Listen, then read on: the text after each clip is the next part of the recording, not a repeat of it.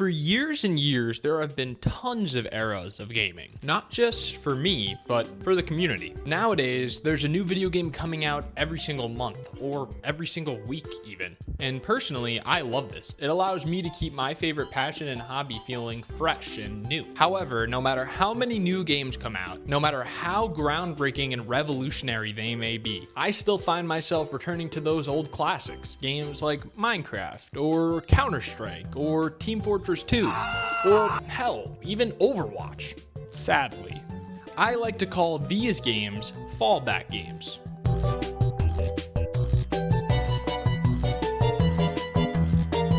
Now, even though these few games that I mentioned may not have very much in common other than mostly being shooter games, they still fit in that category of what I'm gonna now be calling fallback games. I love the newest gaming scene. Seeing indie devs getting a spotlight for genuine works of passion and love. For example, one of my newest favorite games, albeit not really that new, is Balatro. It's a fun experience with tons of replayability. The thing is, I played it for about a month after discovering it. And for that month, I could not think of anything other than Balatro. I was seeing playing cards in my sleep. And then, I basically never touched it again.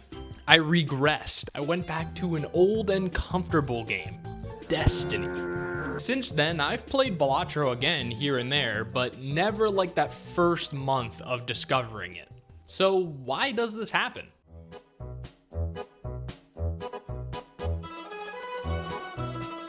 So there's all these new, great, fun, and refreshing games coming out. Yet, regardless, I always just end up falling back into one of my old, familiar classics.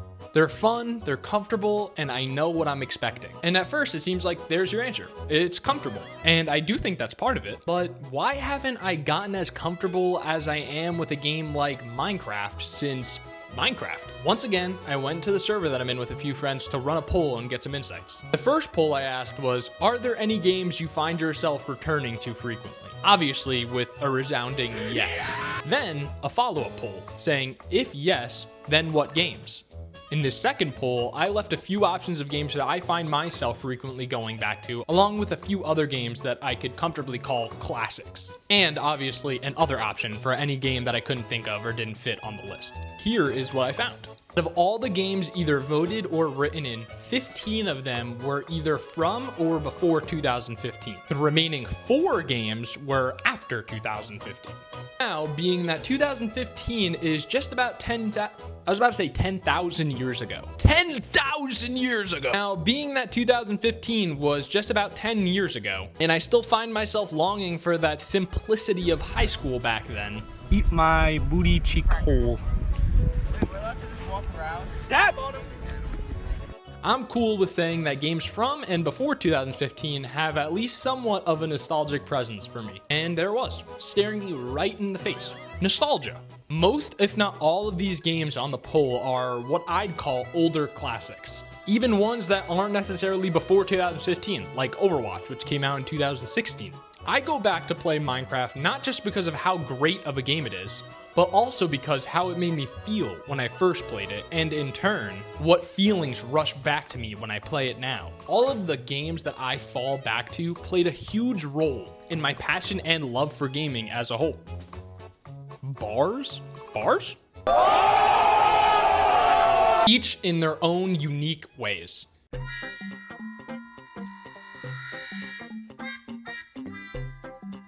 The first thing that I did as a young and impressionable child with access to a brand new computer was play a game called Team Fortress 2. Oh, and Minecraft, obviously. But Minecraft is boring and everybody talks about it, so let's talk about Team Fortress 2. Other than Minecraft, this was my first real experience in gaming that I had had, and I think it shaped the way I see and feel about gaming now. Playing this weird and wacky cartoonish shooter game with my friends, trying out certain challenges, trolling other kids in lobbies. Oh, and of course, gambling. Who could forget about gambling in a kid's game, right? A few years later, another game came out called Overwatch, and it built off a lot of the structures that Team Fortress 2 had established. These two games happen to be two of my favorite shooters I've ever played, and I've been playing them on and off ever since they released. But since they've released, there have been so many hero shooters released. Paladins, Apex Legends, Rogue Company, Valorant. Whoa, you actually just got knifed. And I think one of the most recent contenders in the scene, Marvel Rivals.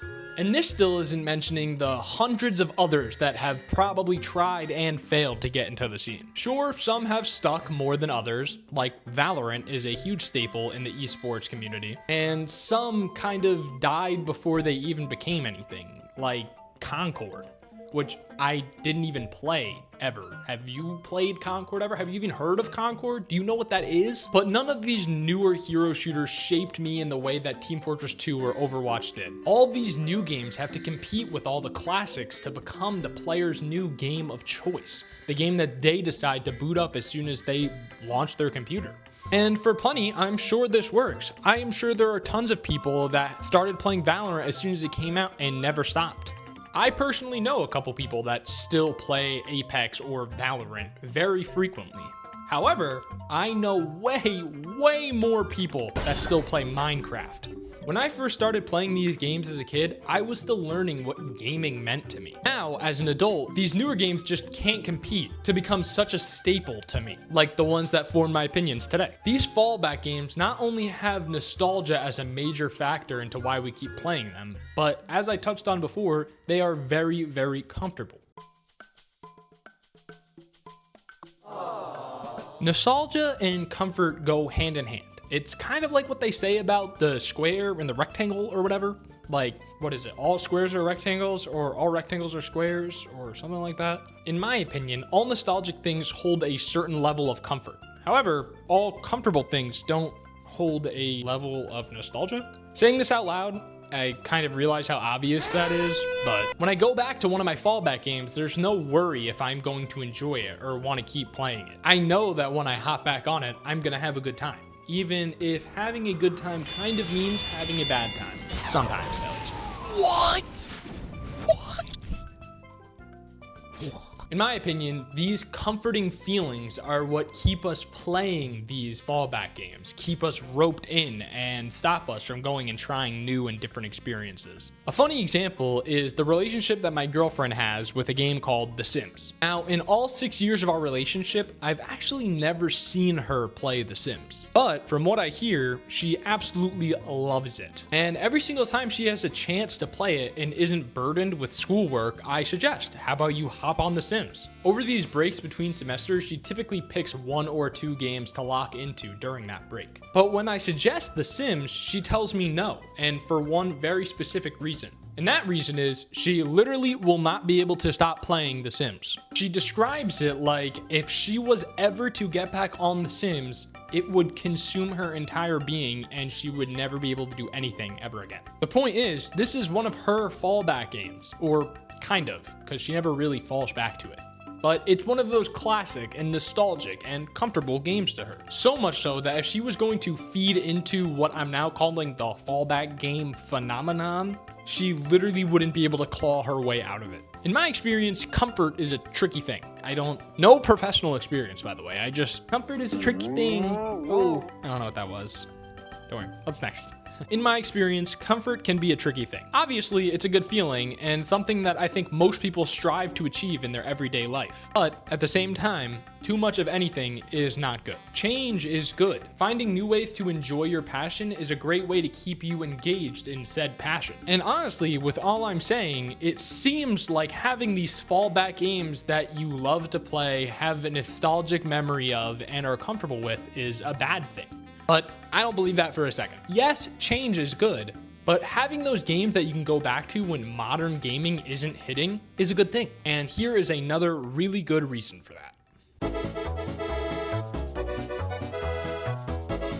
As I mentioned in the intro, if you're watching this video, you've most likely played Minecraft at least once in your life. And if you haven't, you're one of those people that didn't only play once, but has put thousands and thousands of hours into it and still play it to this day. Those who grew up playing Minecraft, I'm sure you have tons and tons of fond memories playing the game. But I'm also sure you have tons and tons of memories of playing Minecraft with your friends. Personally, I remember being a preteen and hopping on a server with one of my buddies called Jevcraft. If any of you have ever played on Jevcraft, that is insane. I don't even know what that server was. I don't even know who made Jevcraft. I'm sure it wasn't FaZe Jev. And I vividly remember being stuck in a river in the intro hub area trying to escape it because I didn't remember that to swim you actually needed to hold the spacebar rather than repeatedly tap it. All of this being done on a school night on my crappy first Lenovo laptop over Skype in my bedroom that literally had lime green walls. Nostalgic, right? With that being said, this is one of many memories associated with playing with friends and playing Minecraft that have stuck with me, along with tons of other Minecraft related gaming memories with friends. Playing the tutorial Xbox 360 world, OG Minecraft Hunger Games, or Spleef, or just making a survival world and trying to survive with a few of my friends. Nowadays, when I go back to Minecraft, it's for what the community now calls the 2-week Minecraft phase. But in actuality, it's a lot more than that. It feels like a love letter to my inner child. It reminds myself that I can still go back onto Minecraft, hop on with a few of my friends, fuck around, and still have an amazing time, and actually lose track of time again. But this isn't just for Minecraft though. I'll continue to reiterate this in every single one of my videos, but not only do I suck at multiplayer games, I hate them. Or I don't really suck at them. You can't really suck at a single player game, but I suck at playing them. And in my opinion, playing these old classic games with friends is such a more fun experience. Going back to these fallback games and playing them with a bunch of friends always feels like such a more engaging and immersive adventure, especially when these games feel exactly like they used to, sometimes with new and refreshing twists. These games don't only feel amazing just because they're good games and you can play them with your friends.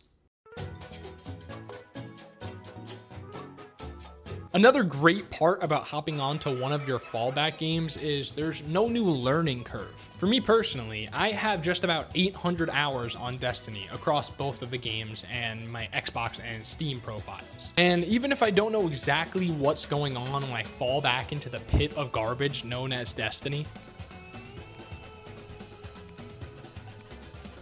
Can you stop? Can you stop? I still know how to play it and have a great time doing it. Now, these measly 800 hours may not compare to some of my other friends' playtimes in certain games. And oh god. Oh my god. Oh my god. Odd dude. Dude, I get it. You like Terraria, bro. Jeez, I get it. Still though, I give those guys props for putting just that much time into individual games. I have ADHD and I'm unmedicated, so putting this amount of time in any game that's not Minecraft would be difficult, to say the least. I feel like there's a lot of rambling happening in this video, but all of this is to say, playing a game that you have countless hours on is almost always going to feel good. The controls and playstyle are burned into your brain and will remain muscle memory forever. There's no relearning necessary. Hopping back on Team Fortress 2 for the first time in months and feeling like I never left is one of my favorite experiences in gaming, and something that I will continue to experience every single time I hop back on it. Now, on the contrary, there are some games that I've played either very little of or not at all, just because of how intimidating it can be to actually learn how to play the game and feel like you know what you're doing when you're playing. A couple games that fit into this category for me would be either Dota 2 or Kerbal Space Program. These are games that I've always wanted to try, but the gameplay looks so daunting and intimidating, even if it does look really cool. I personally couldn't imagine hopping on a game like Microsoft's Flight Simulator and feeling anything other than immense anxiety to actually attempt to fly and land a plane. But to each their own. For all I know, Kerbal Space Program, Dota 2, and Microsoft Flight Simulator may be someone else's 3 fallback games. And if these games are your fallback games, please let me know, because I need to pick your brain and understand what gaming means to you. Because to me, gaming means this, whatever this is. This issue is completely irrelevant when it comes to playing your fallback games. You already know how to play these games. You know the game loop. There's no risk involved in returning to these games because you already know how to play and you already know what you love about playing these games. With the way the current gaming landscape looks, like I said, there's almost a new game to play every single day. And on top of that, there's constantly a new reason to try out one of these new games or a different genre of games, and brand new ways to enjoy so many people's favorite hobby. But unfortunately, it's not that simple. New games rise and fall, genres evolve, and us as gamers change. What I think is so interesting about this is some aspects of us as gamers will never change. I'll always love Destiny, no matter how often it changes its fundamental mechanics. Its fundamental God, I honestly, I don't know how much I love Destiny anymore, guys. I mean, I literally just said it changes the fundamental mechanics of Destiny. So, but at its heart, it's a sci-fi themed looter shooter with characters I literally grew up with. Rest in peace, Cade, my love. I will always remember you. And the fact that I can always return to Destiny or Minecraft or Team Fortress 2 and feel that childlike wonder I felt when I first played them is definitely a warm and comforting feeling. I'm really curious to hear your examples of fallback games and to see how they fit into this narrative that I've created for them. Please feel free to let me know what they are, and who knows, maybe there's a hidden gem that I have yet to discover. This video was definitely more on the analytical side of things compared to my other videos, but writing, recording, and editing it has been a blast. Even though I technically didn't edit the video yet because I'm recording it right now and I can't edit something that I haven't recorded yet. But I just know that in the future, Dorian, you are loving editing this video. I hope to make plenty more videos like this in the future, as well as my standard specific game-centric ones. So once again, thank you for watching. I hope you agree with me. I'm curious to hear your fallback games, and like, comment, subscribe. That's what a YouTuber is supposed to say, because I'm a YouTuber, and I'm a YouTuber. So, yeah. Bye. Am I zooming out and fading away from the camera again? Bye. Here I go. Oh my God, it's so cold and dark down here. Where am I? Help me, please.